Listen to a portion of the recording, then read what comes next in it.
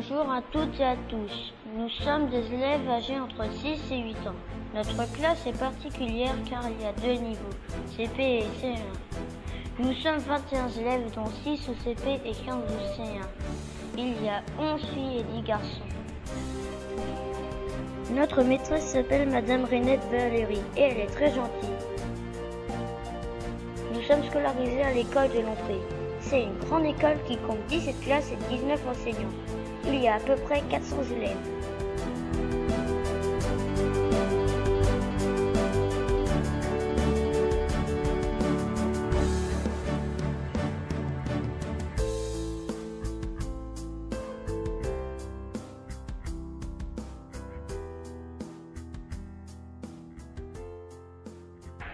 Notre directrice s'appelle Madame Jacques. L'école est située au quartier Lompré, sur la route qui mène à Saint-Joseph.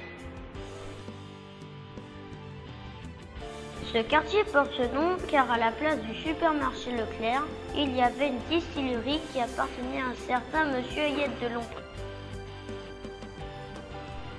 Les habitants s'accordent tout à dire que c'est un quartier très calme avec des voisins discrets.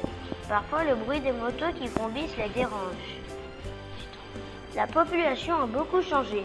Ce ne sont plus les premiers propriétaires qui y habitent, mais plutôt des jeunes familles. Une habitante nous a signalé que la faune et la flore avaient évolué. Avant, il y avait plus de colibris et de goyaviers. Maintenant, on n'en trouve plus. Nous avons promené notre caméra dans le quartier et nous avons fait la connaissance d'un monsieur qui habite le quartier, monsieur Saucé. Ce monsieur qui habite le quartier depuis plus de 30 ans est une véritable source d'information et nous a été d'une grande aide lors de la réalisation de ce film documentaire. Monsieur Saucé compte pas moins de 7 tortues et c'est un vrai passionné de son quartier. Écoutons-le. Avant, il y avait un champ de canne, un champ de bananes, et ça s'étend jusqu'à la rivière. Un champ qui s'étend jusqu'à la rivière. La carrière, là, avec la cimenterie, le bétonnière, tout ça, on a le poste essence qu'on n'avait pas avant, et Leclerc, qui était avant Landy, le supermarché de Landy. Et puis des constructions aux alentours. C'est tout. On nous avait dit qu'il y avait une usine auparavant. Oui, c'est moi qui dis ça. Une petite distillerie de canne à sucre à la place de Landy. C'est un monsieur des champs de sang. Oui, 36 ans. 36 ans. Le film documentaire que vous regardez actuellement porte sur la canne à sucre et la fabrication du rhum. Nous allons vous expliquer comment on fabrique le rhum en Martinique. Nous vous expliquerons aussi comment est coupée la canne à sucre. Suivez le guide, c'est parti! Mais avant de rentrer dans les détails, quelle est d'après vous l'origine de la canne à sucre? La canne à sucre, dit Saccharum comme l'espèce botanique de départ, tire son origine de la Nouvelle-Guinée et les îles avoisinantes. La canne à sucre est une grande plante tropicale herbacée d'une hauteur allant de 2,5 à 6 mètres et d'un diamètre de 1,5 à 6 cm sont pleines. Elle peut être de couleur jaune, verte, rouge, violette ou brune selon sa composition pigmentaire et son exposition au soleil. Les cannes les plus utilisées pour la fabrication du rhum portent l'appellation B5992 la canne roseau ou la R570 canne paille. La canne à sucre se plante par bouturage. Il existe principalement deux méthodes de plantation. À la Caraïbe, des boutures de 3 jeux de canne à sucre sont enfoncées avec un angle d'environ 45 degrés dans le sol, le dernier œil dépassant. Ce dernier œil permet à la canne de démarrer dans le cas où le sol étoufferait les deux autres. Un plat. Cette méthode consiste à coucher les tronçons au fond d'un sillon. Cette méthode beaucoup plus rapide, donc économique, a tendance à s'imposer. La campagne sucrière dure 3 à 5 mois à la Martinique entre février et juin. La récolte peut s'étaler jusqu'au mois de juillet. C'est à cette époque que la canne est riche en sucre. Après la coupe, un nouveau cycle annuel redémarre. Talage, croissance, maturation, puis récolte. On distingue deux façons de récolter la canne à sucre. La coupe manuelle à l'aide d'un coutelas ou la coupe mécanique qui est aujourd'hui plus pratiquée. Les cannes sont coupées au ras du sol car le sucre se concentre dans le bas de la tige. La partie supérieure ainsi que les feuilles sont éliminées sur le champ. Dans le cas d'une récolte manuelle, les cannes sont coupées par les hommes qui les chargent entièrement sur une charrette. Tandis que les machines de récolte récolteuses mécaniques coupent les cannes en tronçons de 20 cm, sont généralement transportées par les camions-bennes ou par camions à fond roulant dont l'action permet de décharger le contenu sans lever la charge. Une fois la canne coupée, elle est livrée dans les différentes distilleries de l'île pour y être transformée en produit fini. On en compte 7 sur l'île toujours en activité. Coupez-vous la canne? Dans la plaine, on coupe mécaniquement, ce qui fait on a une récolteuse et ça varie par rapport à la plateforme entre 3 et 6 chariots derrière. À quelle hauteur coupez-vous la canne? Le plus ras du sol parce que le sucre se trouve au sol.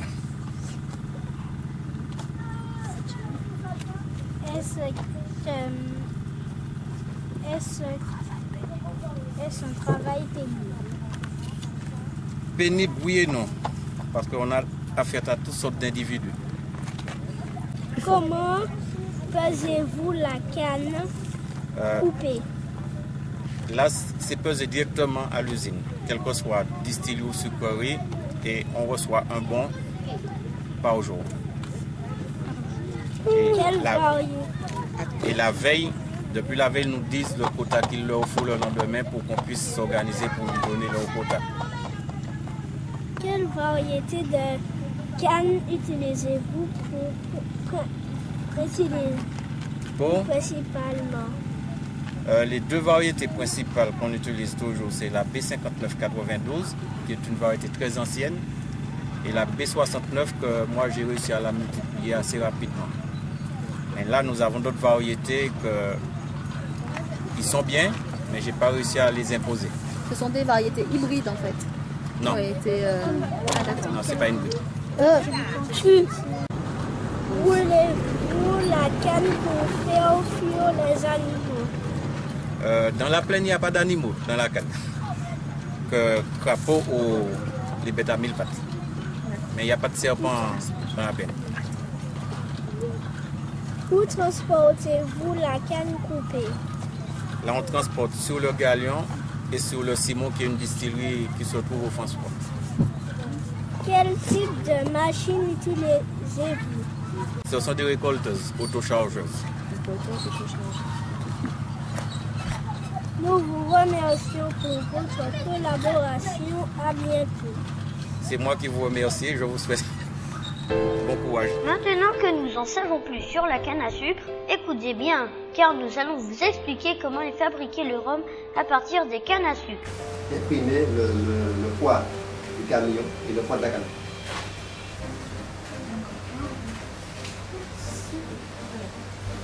Donc la canne. Donc, à chaque pesée de camion, on doit prendre un échantillon de canne pour avoir le brut, c'est-à-dire la teneur en sucre, et le pH. Le pH, c'est-à-dire voir l'acidité. Et là, on a un appareil pour le brut. Les camions chargés de canne coupée arrivent à la distillerie, sont pesés, le travail de la coupe est rémunéré à la tonne. Elle est ensuite déchargée sur un portique d'où elle va être acheminée par bottes vers les bacs du monte-canne à l'aide d'un canne loader. Chargeur de canne pourrait être lavé avant d'être broyé. À l'entrée des moulins de broyage, la canne est tout d'abord hachée par une série de couteaux. Chaque moulin est réglé différemment afin que l'action de serrage soit de plus en plus forte. Pour une meilleure extraction, la canne est aspergée d'eau après chaque broyage. Le liquide ainsi obtenu est du jus de canne appelé vésou. Récolté dans des canaux, est filtré puis pompé jusqu'aux cuves à fermentation. Le résidu de ce broyage constitue une fibre qui séchait et nommée bagasse. Celle-ci est utilisée comme combustible pour faire chauffer l'eau des chaudières et la transformer en vapeur afin d'alimenter les machines à vapeur destinées à la distillation ou l'entraînement des broyeuses. Cette alimentation en circuit fermé permet à la distillerie d'être complètement autonome d'une part et de ne présenter aucune nuisance. La fermentation naturelle dure 3 jours. Parmi les cuves, une cuve mère est appelée car elle va servir à ensemencer les autres cuves. Sous l'action des levures, le sucre présent dans le jus de canne est transformé en alcool.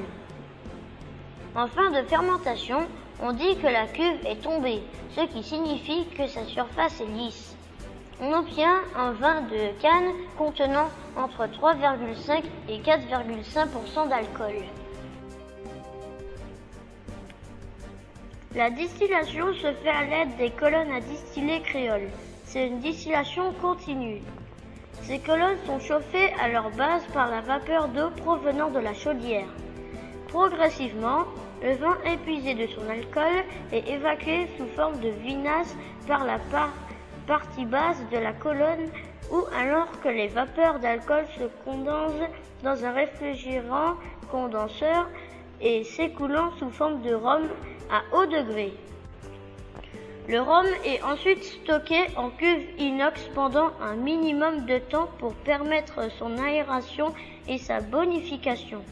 Il peut être conservé en cuve inox jusqu'à sa réduction et sa mise en bouteille, rhum blanc, ou être mis en vieillissement.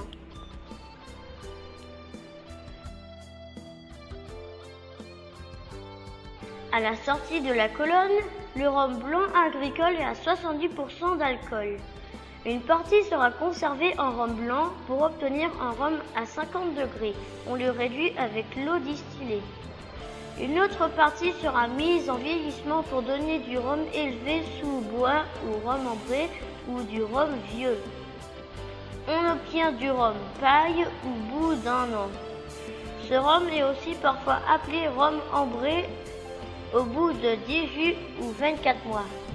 Le rhum vieux, 3 ans, ils sont tous soumis selon le règlement AOC. L'embouteillage du rhum blanc, paille et ambré n'est plus effectué au sein de l'usine, mais par une société qui vient la récupérer. L'embouteillage, l'étiquetage et l'encaissement est aussi fait par eux. L'une des règles fondamentales de sa réussite du rhum AOC. Une zone géographique délimitée, des modes de culture contrôlés, des techniques de production encadrées et des types de colonnes à distiller autorisées. Voilà, j'espère que vous avez tout compris. Et surtout n'oubliez pas que l'alcool est à consommer avec modération. Et celui qui conduit ne boit pas. Merci et à bientôt.